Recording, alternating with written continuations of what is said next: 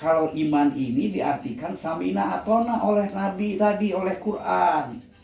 Dia lebih pintar dari Allah, lebih pintar dari Nabi. Dia rombak iman menjadi percaya saja. Ya kan? Murah. Dicari dalil-dalilnya dari para ulama, dibayar para ulama. Berikan definisi iman. Iman akdun pakot. Iman cukup dengan percaya. Sama akhirnya nilai definisi iman dengan imannya iblis. Iblis percaya ada Allah, percaya, tapi nggak iman, kafir. Nah manusia sekarang gitu juga.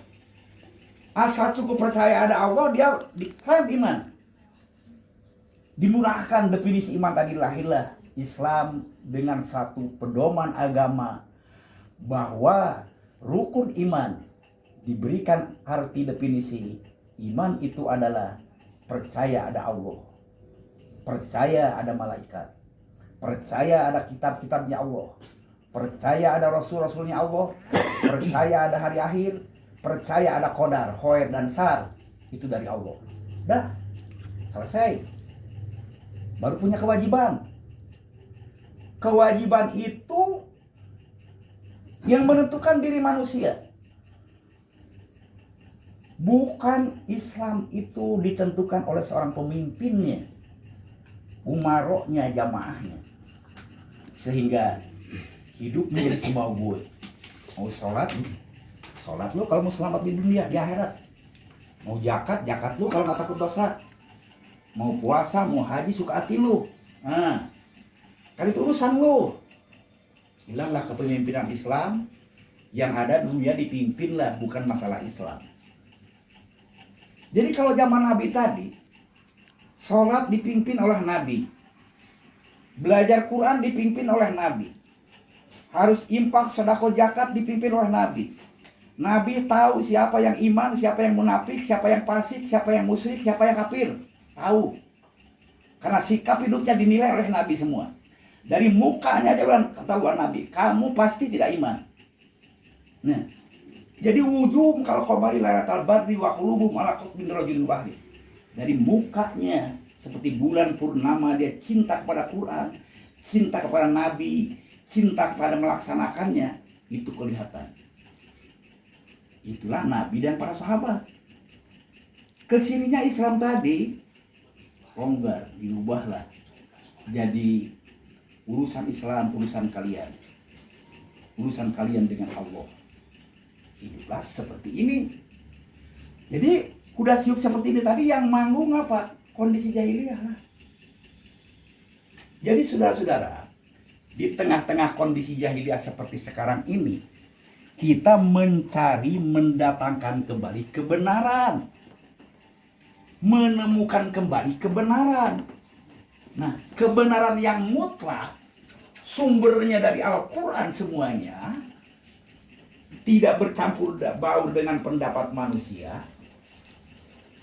Jadi pengajian ini dibukalah dari Al-Quran dengan membawa misi lembaga Nabi. Betul, lembaga Nabi, ya kan? Lembaga pembawa berita Al-Quran. Coba saudara yang sudah mungkin baca-baca diktat, bandingkan dengan mana-mana bagaimana metode pembahasan ilmiahnya Al-Quran menurut sunnah Rasul ini. Kalau saudara mau bersyukur dengan ditemukannya suatu kebenaran, titik terang untuk mencari kebenaran, bisa hidup benar kembali manusia. Inilah pengajian ini membawa lembaga Nabi. Kalau kurang legal pengajian ini, dilegalkanlah di negara Indonesia. Berbadan hukum SK 4 Menteri. Menteri Menhukam, Menteri Hukum dan Hak Asasi Manusia. Ditandatangani. Menteri Dalam Negeri, Menteri Menhukam, Menteri Dalam Negeri, Menteri Agama. Jadi supaya legal menyampaikan dakwah ini punya akte notaris. Nah, kita berusaha minta pencari pendukung supaya kalaupun saya tidak ada, nggak mungkin selama panjang hidup, Sempurna saya meninggalkan. Satu, ilmu. Sudah tinggal baca. Kalau sudah positif ya, mendukung perjuangan ini. Ke depannya, tahun 10 tahun lagi, 20 tahun, 30. Mungkin saya udah nggak ada.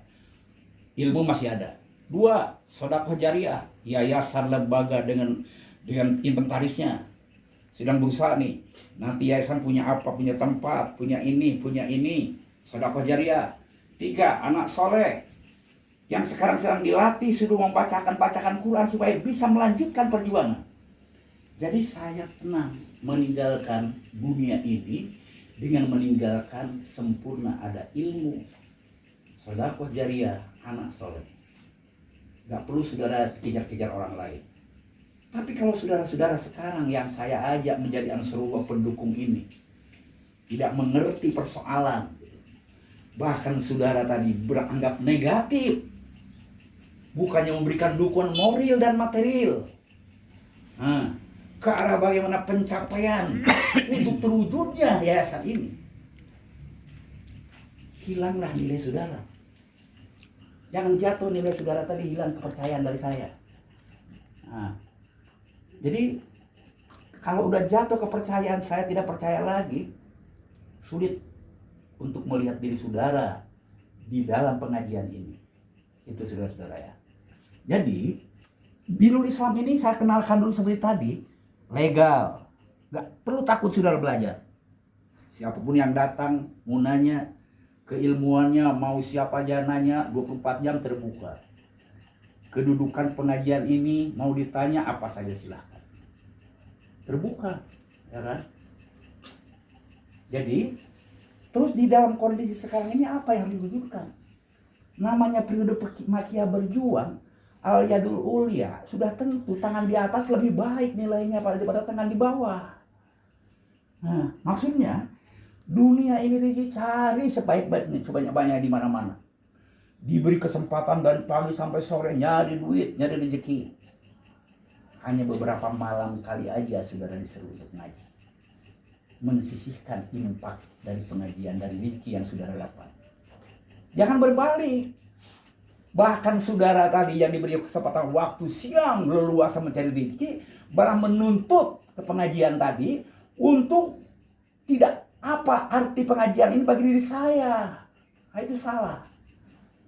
Sehingga saudara akan kecewa dengan iman saudara. Akhirnya saudara hilang nilai, hilang tidak punya nilai apapun dalam pengajian ini. Dan apakah Sayyidina Ali kalau orang seperti itu? Jangan sampai terjadi nilai saudara seperti apa yang keluar dari perut saudara. Ada artinya.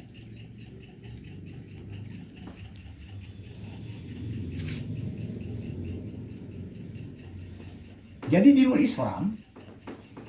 Islam ini tujuan jelas, Darussalam. Apa salahnya Darussalam?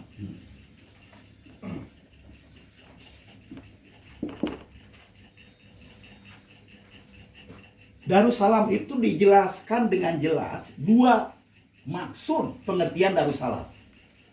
Yang pertama, Madinatul Munawwaroh.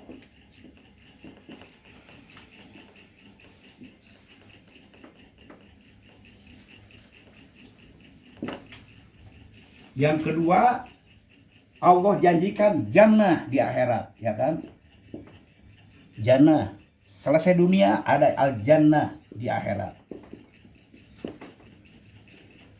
Jannatul mau'udah fil akhirat, jannah yang Allah janjikan di akhirat. Nah, untuk sampai ke sini mutlak harus mewujudkan ini dulu. Ini suatu contoh model yang diwujudkan Nabi oleh para sahabat. Nabi dan para sahabat. Kalau misalnya kurang yakin, 3 kurangnya nah. 29 Muhammadur Rasulullah, artinya Nabi Muhammad Rasul Allah, walladzina ma'ahu, dan orang-orang dan para sahabat yang beriman dengannya. Jadi orang-orang yang menyertai Nabi yang beriman dengan Nabi, belajar Quran itu asidda wal kufar, semuanya mendukung Quran tadi, tidak mengenal kompromi dengan sikap-sikap munafik, kafir, fasik, tidak mengaku kaum itu. Gak dianggap saudara lagi itu kalau udah fasik, munafik. Karena bukan salah kita. Fasik, munafik, kafir itu diri yang merugikan dirinya sendiri itu.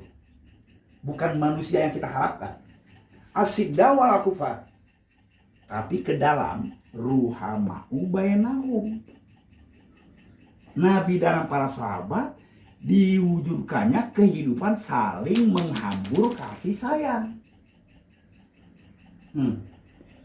Jadi bisa kalian lihat Nabi dan para sahabat bagaimana mereka santunnya, berakhlaknya di depan Nabi, bagaimana tunduk patuhnya dengan Al-Quran. Wujuhuhum kal qamari, wujuhum simahum fi wujuhihim min asari sujud. Di wajah mereka tanda kelihatan, tanda-tanda ketaatan kepatuhannya kepada ajaran ini. Menuntut kehidupan agung menurut ajaran mau.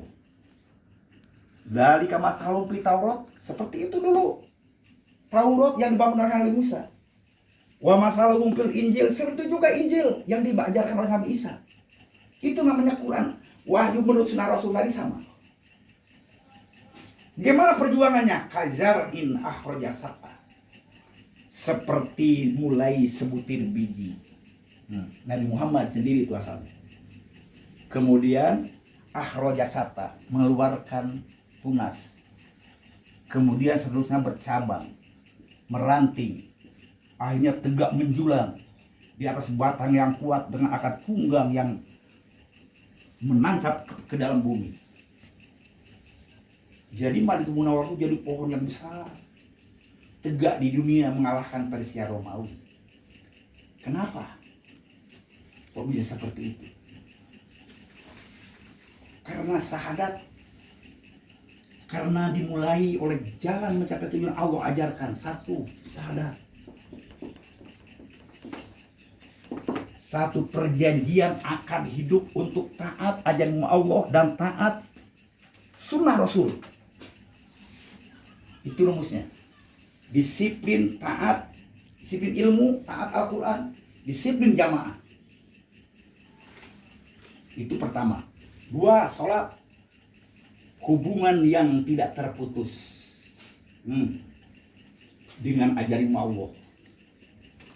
Hubungan tempat, hubungan ilmu, hubungan tempat dan waktu, hubungan kepemimpinan.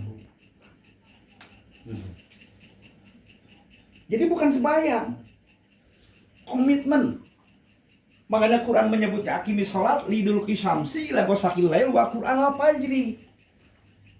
Hubungan komitmen terus. Tidak pernah terputus hubungan. Zakat, infak, sedekah, zakat. Siap berkorban untuk tegaknya, lancarnya perjuangan